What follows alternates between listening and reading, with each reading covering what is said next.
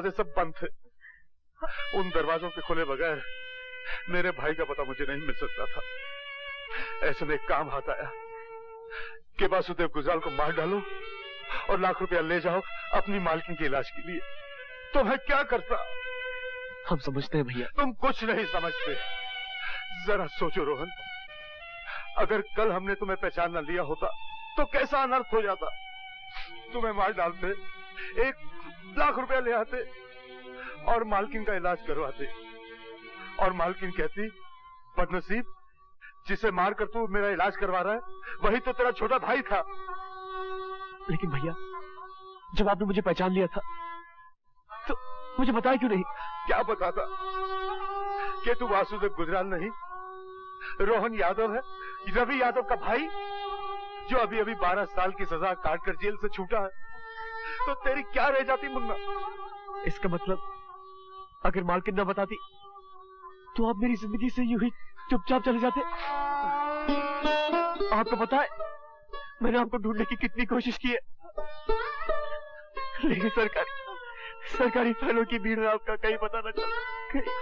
मेरा पता न चला होता तो अच्छा ही हुआ होता मुन्ना। अब सारी दुनिया तुझे सजा याफ्ता रवि यादव का भाई कहेगी। भैया, आप तो सजा काट कर देवता बन गए, लेकिन मुझे छोटा भाई बनकर आदमी तो बन जाने दीजिए।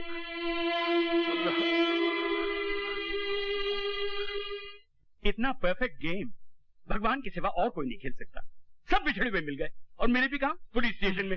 सब कहाँ मिले वकील साहब? वासु की पायल तो मिली नहीं। वो भी मिल जाएगी, बस आती ही होगी। मगर वो लाखों करोड़ों में एक है। उसे गिनती में मत आंकिए। He has a point, Mrs Gujral. वो लाखों करोड़ों से कहीं आगे है। जहाँ गिनती की सीमा खत्म होती है वहाँ पायल की सीमा शुरू होती है। Hi everybody. रवि, तुम खुद देख लो। पायल बेटी, इनके पाँव छुओ। हाँ, मेरे भैया हैं। जीती रहो और सुखी रहो पायल, मगर मेरे पाँव छूने से पहले तुम्हें मालकिन के पाँव छूना चाहिए थे। इसमें एक अमेंडमेंट है, तुम इनके पाँव तो जरूर छुओ, मगर मालकिन मान के नहीं, माँ मान कर।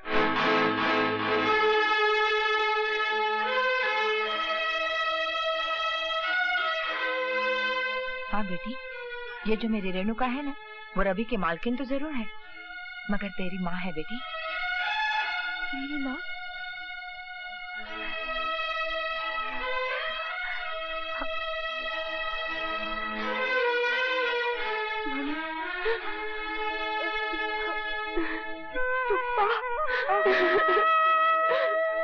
भाई, इसमें हैरान होने की कोई बात नहीं। जिस दिन मैं तुम्हारी और पायल की शादी की बात करने मनोहर सिंह के यहाँ गया था, मैंने आके यशोदा को बताया, तो मनोहर सिंह का नाम सुनते ही यशोदा के दिमाग में तो घंटियां बजने लगी। घबरा सिर्फ ये था कि ये समझती थी कि रेणुका मर चुकी। Thanks to Worli police station ये बात भी साफ हो गई। भाई, जो जिंदा है वो तो जिंदा ही है ना। मालिक ने तो मालकिन को मारने की कोई कसर नहीं छोड़ी थी, और उनके ख्याल में तो मालकिन मर ही चुकी थी, मगर जाको राखे साइया मार सके ना कोई। और जाको मारे सैया उसे बचा सके ना कोई। मैं उसे नहीं, ये मेरी और दादी की लड़ाई है। मैं सारी जिंदगी इस झूठ की छाव में जीती रहूं कि मेरी मम्मी मर चुकी है। दादी मुझसे इतना बड़ा झूठ बोलते आए, अब मैं उनसे सच बुलवाऊंगी, कड़वा सच।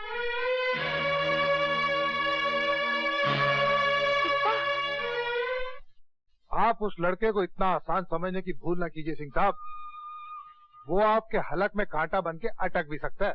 अरे छोड़िए श्रीमान, मेरा हलक इतना पॉलिटिकल नहीं, कांटों का इलाज मैं भी जानता हूँ। आओ बेटी आओ, मैं कब से तुम्हारी राह देख रहा था।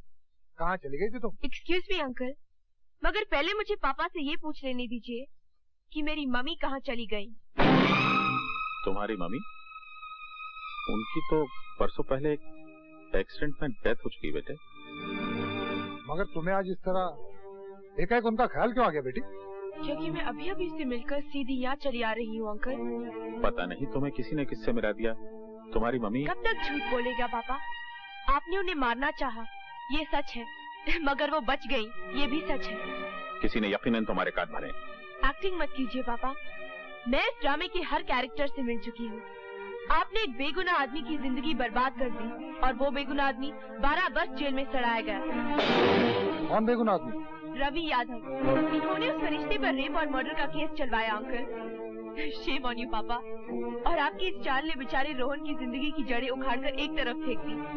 वो तो उसकी किस्मत अच्छी थी कि उसे मिसेस गुजराल की प्यार की जमीन मिल गई और उसकी जिंदगी ने फिर जड़ पकड़ ली। आप मेरी मम्मी, रवि भैया और रोहन का कर्ज कैसे उतारेंगे पापा? कैसे उतारेंगे? आप इंसान नहीं है। अगर आप रवि भैया रोहन की जिंदगी तबाह कर सकते हैं, अगर आप मेरी मम्मी को कत्ल करने की साजिश कर सकते हैं, तो अगर आपकी बेटी आपके राह में आए तो आप उसे भी हटा देंगे। ये मैं क्या सुन रहा हूँ मनोहर सिंह? अगर तुमने ये सब कुछ किया है तो बहुत ही बुरा किया है, और उसकी सजा ये है कि तुम्हारी बेटी तुम्हारे सामने तुम्हारे ही बारे में ये कड़वे सच बोले और तुम उसे चुपचाप सुनो। बोलिए पापा। देखो बेटी, तुम लीपापोती मत करो मनोहर सिंह। अगर तुम्हारे अंदर का आदमी जिंदा है तो इन पापों का प्रायश्चित करो। फोन उठाकर वासु का नंबर लगाओ और उसी से अपना कन्फेशन लिखाओ। तुम फोन करके वासु को बुलाओ बेटी। क्या पापा कन्फेस करेंगे अंकल? करेंगे कैसे नहीं? कहते क्यों नहीं पायल से कि फोन करके वासु को बुलाए? बुला लो बेटी।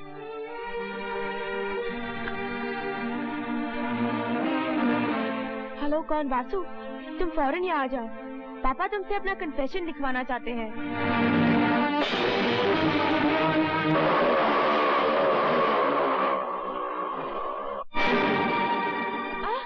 पापा, ये आप क्या कर रहे हैं? पापा!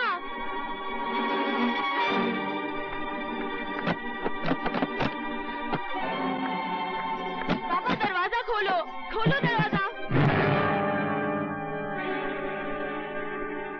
आओ वासुदेव आओ। यहाँ कोई अर्जुन तो है नहीं वासुदेव। फिर तुम गीता का उपदेश किसे दोगे? फिर भी तुम्हारा स्वागत है। मिस्टर सिंह, पायल कहाँ है? लगता है तहजीब और तमीज तो दुनिया से उठ गई है। मेरे टुकड़ों पर पलने वाले रवि यादव का भाई मुझसे सवाल कर रहा है, वो भी मालिक कहकर नहीं, मिस्टर सिंह कहकर। और मेरी बेटी से शादी भी करना चाहता है। कुत्ते और हिरनी की शादी नहीं हो सकती। और तुम सिर्फ कुत्ते ही नहीं हो, पागल कुत्ते हो। इसलिए इससे पहले कि मुझे या किसी और को काटो, तुम्हें मार डालना हर नागरिक का कर्तव्य है।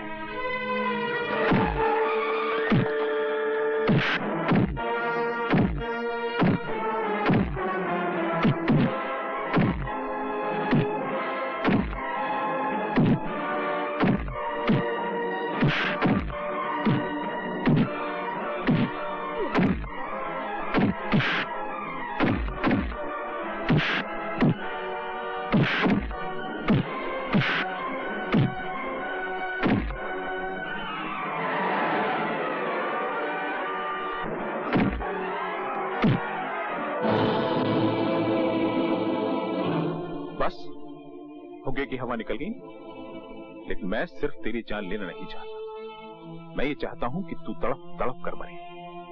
गुजरने वाला हर पल तुझसे कहे कि यमदूत तेरे पीछे पीछे आ रहे हैं। एक कलंदर से सुनी हुई एक कविता याद आ गई। सब ठाट पड़ा रह जाएगा जब लाज चलेगा बंजारा।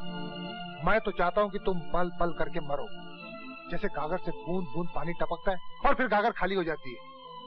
हाँ तो बताओ सिंह साहब, तुम्हें पहली गोली कहाँ मारे? रखना ठीक रहेगा?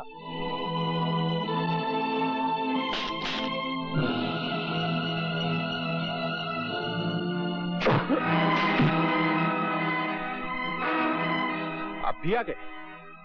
नहीं आप नहीं, तुम भी आ गए? नहीं तुम भी नहीं, तू भी आ गया? तुम्हें मारने के लिए मुझे तो आना ही था। तुम पर बहुत सारे कर्ज हैं मनोहर सिंह। तुमने मेरी मालकिन को कत्ल करवाने की कोशिश की। तुम्हारी वजह से ये दर बदर हुई और एक शून्य में जीती रही। तुम्हारी वजह से मैंने 12 साल की जेल काटी और तुम्हारी वजह से मैंने अपने भाई के कत्ल की सुपारी ली। तुम्हारे पास जिंदगी भी एक है और मौत भी एक है। कैसे उतारोगे इतने सारे कर्ज? देखो तुम्हारे सारे कर्ज खुआ खड़े हैं। जिंदगी में पहली बार बगैर कोई फीस लिए मैं तुम्हें कुछ लीगल एडवाइस दे रहा हूं। जी चाहे तो मान लेना, तुमने कभी ना कभी हम सबको घायल किया है, हमें नहीं तो उन्हें जिन्हें हम चाहते हैं। इसलिए तुम हम सब के मुजरिम हो mister Singh. Now give the law chance, कानून को मौका दो एंड सरेंडर। सरेंडर और मैं? तुम तो बड़े बेवकूफ निकले मिस्टर गुजराल। लगता है कि दुप्पल में वकालत चलाई है। मैं अकेला दिखाई दे रहा हूं तो तुमने मान भी लिया कि मैं अकेला हूं। मेरे पास सिर्फ ये 2 ही हाथ नहीं है मिस्टर गुजराल, मेरे पास सैकड़ों हाथ है। मैं खुद कानून, और ये तुम सबकी सजाए मौत की खड़ी है।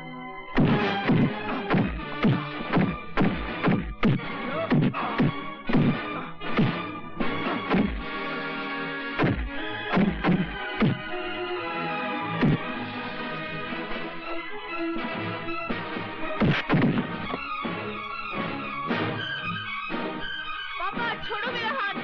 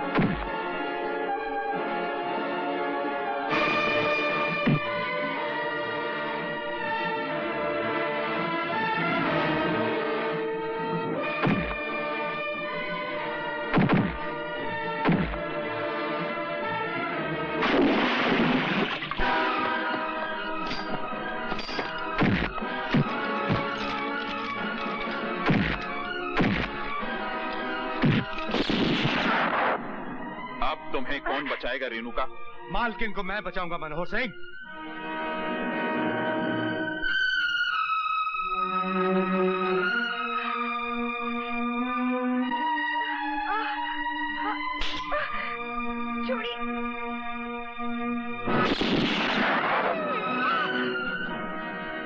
भैया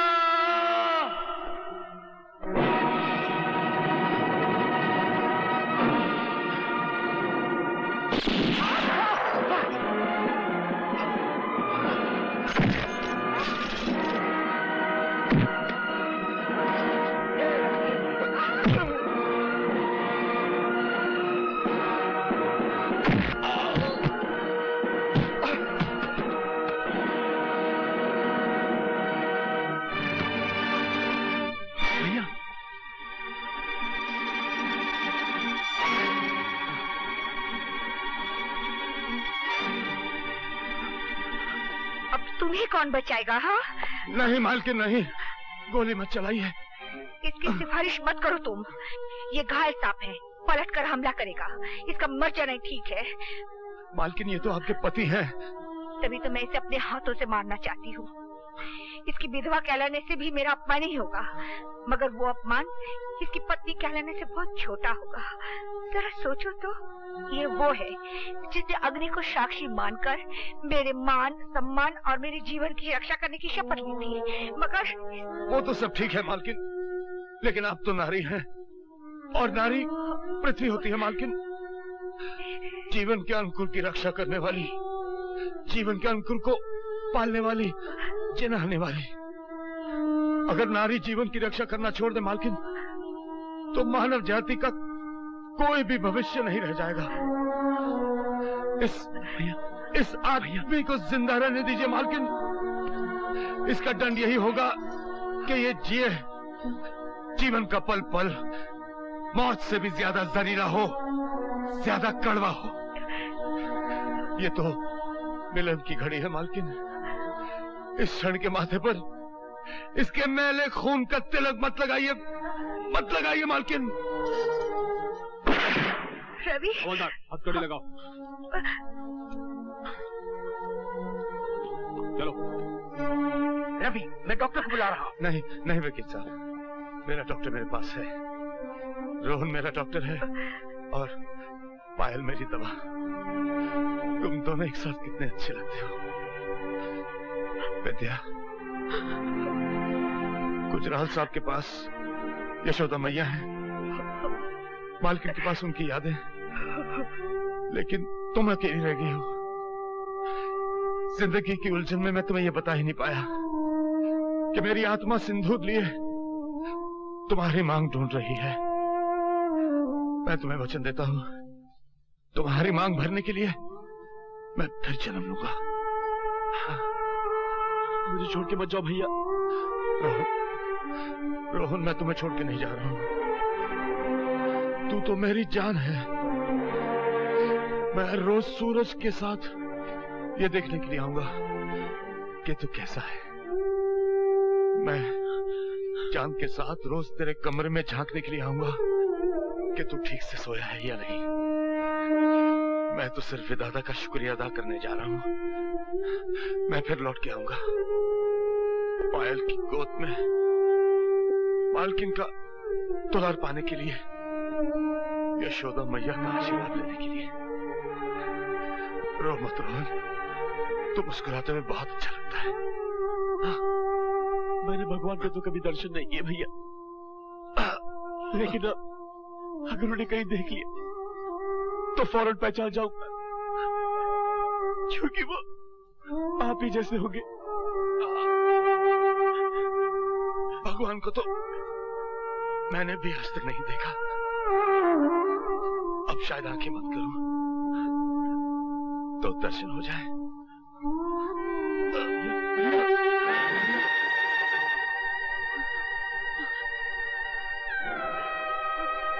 भैया